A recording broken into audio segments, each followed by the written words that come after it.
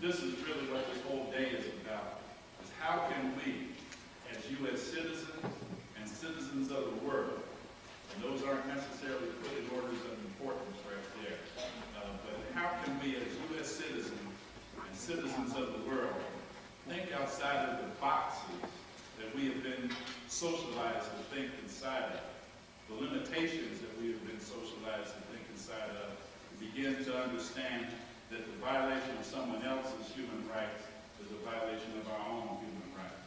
The violation of someone else's civil rights actually is a violation of our own civil rights.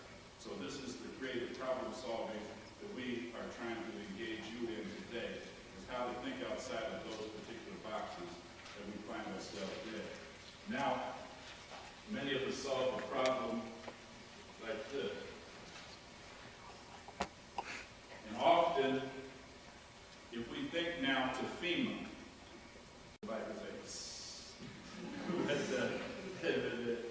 as we think about FEMA, let's look at some of the boxes that inhibited their creative problem solving, that inhibits their creative problem solving. And we'll begin to see that these things replicate themselves in every organization that we find ourselves in when we're trying to be involved in creative problem solving, where peace and justice, equity are concerned. One is the box of time. I experienced that box a couple of weeks ago when I was testifying before the United Nations Human Rights Committee. I've had 6 months to think about what happened with Katrina and the number of hours to do research on it and think about it, but they only give you 10 minutes to shoot your shot. If you can't shoot your shot in 10 minutes, and you're out of bullets and everyone on. And so then time becomes an issue. Some of you have spoken before city councils and before boards of education. How much time do they give you? 3 minutes. That many, huh? You know, some places they give you less. So something that has taken years to develop and years to implement, you only get a few minutes to discuss. So FEMA used the constraint of time. We didn't have enough time to prepare, or things crashed in on us too quickly, and we just didn't know what to do. And here they're constituted to be thinking ahead in that way, so that they're not thinking in terms of playing catch-up all the time. So time becomes a barrier in terms of bureaucracies being able to deal with people's issues. Here's another one that might look familiar. Resources. The box, organizational box of resources. And I'm going to put a little stick figure here, which is a human resource, and a dollar and cent sign, which is material resources. One of the things I will say about the United States, not the government, but the people, is that the people of the United States deserve a lot of credit. Deserve a lot. I'm talking about across racial lines, across religious lines, across social economic lines, because actually the response of the people of the United States was far ahead of the government of the United States. The people of the United States treated this as a human problem and responded at a human level. Now, I have my own regional biases, even though I spent a lot of time in the South, but let me just be quite honest with you. Growing up in the time that I grew up, I would not think about if I was in trouble in Louisiana to run to Texas for help. You know what I mean? Or Georgia, or Mississippi, or Arkansas. I mean, let's be real about that. Those aren't the first places I'd be thinking about if I was in trouble, and some of y'all will feel me on what I'm saying. I don't want to go too far into that. But I got some witnesses in the back. Y'all know exactly what I'm saying. Texas ain't where I'm going, to go get some help, to look for humanitarian aid. Particularly given the fact that a few years ago, when Bush was the governor, that they drug his brother to death down there. And when he campaigned for office, he campaigned talking about the hate crime bill that has yet to come into being. So then Texas wouldn't be the first place I would go, to get help. But people had to go somewhere. And what we found is that they were treated like human beings in Texas.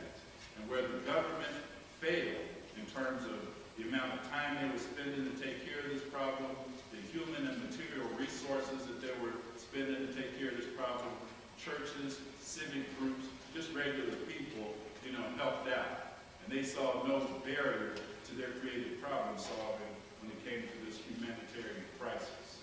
So that I really wanted to lift that up, because a lot has been said and should be said about criticizing the municipal, state, and federal response to that catastrophe. But this catastrophe would be a lot worse, in my opinion, if regular, everyday people like you and I didn't rise to the occasion and feel our human responsibility to do something about this thing. Another boundary has to do with organizational structure.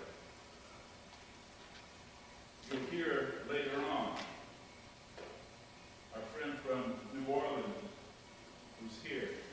He's going to talk about how this barrier of organizational structure has led to FEMA doing conflicting things.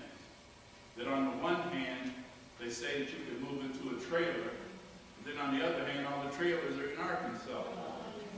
On the one hand, you can move into the trailer, but the trailers are 6 inches too long for the plots that they want to put them on. On the one hand, you can move them into the trailer, but once the trailer gets there, you can't get into it because there are no keys to get in.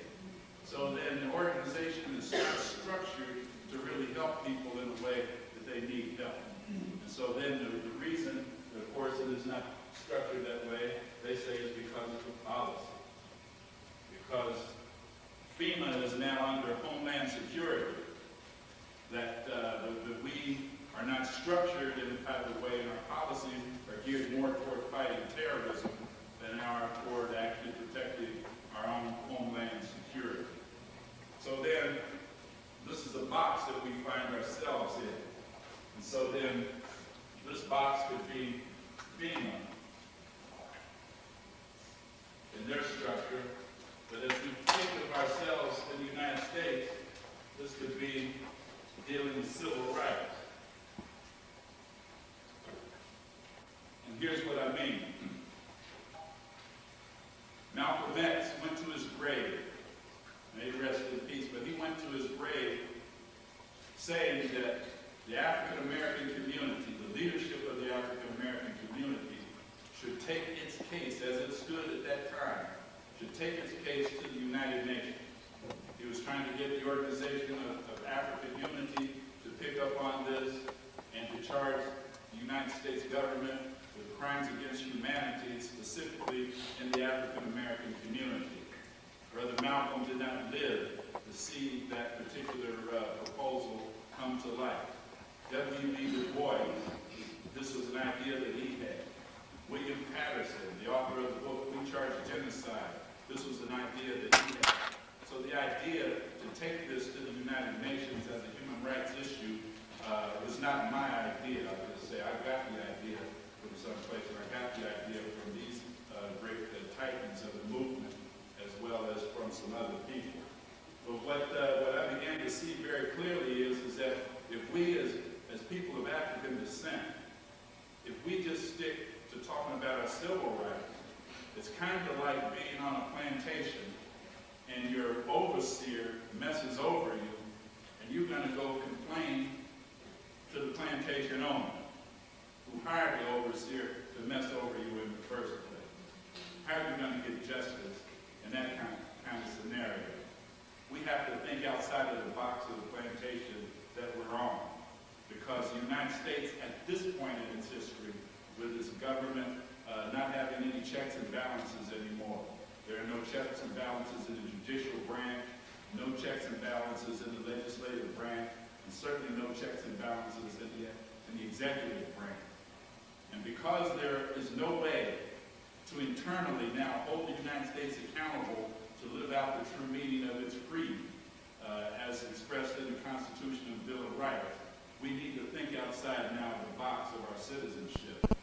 See if there are some ways that we can bring scrutiny to the situation that we feel in the United States, not just because we're citizens of the United States,